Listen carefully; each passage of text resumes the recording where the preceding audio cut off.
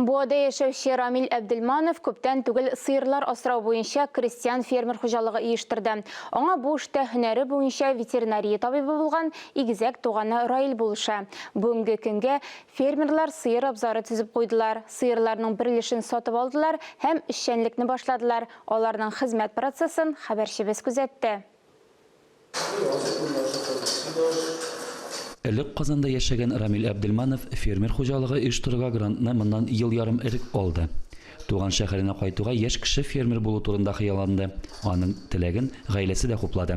Шулай эш башланды. Дәүләттән бирелгән акча средстволарына 50 башка исәпләнгән 70-кә 18 метр зурлыгында сыер абзары төзеп куйдылар. Бүген анда 20 баш терлек асрала.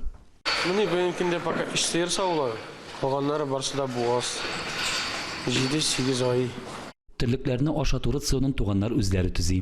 Монда инде Раилның ветеринария белеме һәм моңа кадәр эшләгән тәҗрибәсе ярап куйды. Әлегә фермерларның үз җирләре юк. Азыкны тулысынча сатып алырга туры килә. Менә бөенкендә пока синаж белән саламны бутап бирәбез. Буазлы сыерларга башка бер ярамый, калганнарына сауладырган сыерга жон бирәбез. Аннары фураж бирәбез инде. Фермер хуҗалыгының үз тракторы, УАЗ автомобиле, азык склады бар. Транспортер көйләнгән. Булачак үрчем өчен җылы урын хәстәрлиләр. Яңа туган бозауларны үзләрендә калдырырга планлаштыралар. Бүген фермада көн сайын уртача 50 литр сөт савып алалар. Аны дәүләткә тапшыралар. Аннан килгән акча ферма ихтыяҗына кереп бара.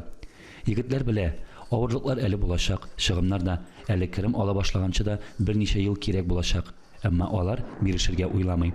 Рөстәм Әхмәдуллин, Илнур Кадыров, Татарстан яңалыклары өчен Буа районыннан.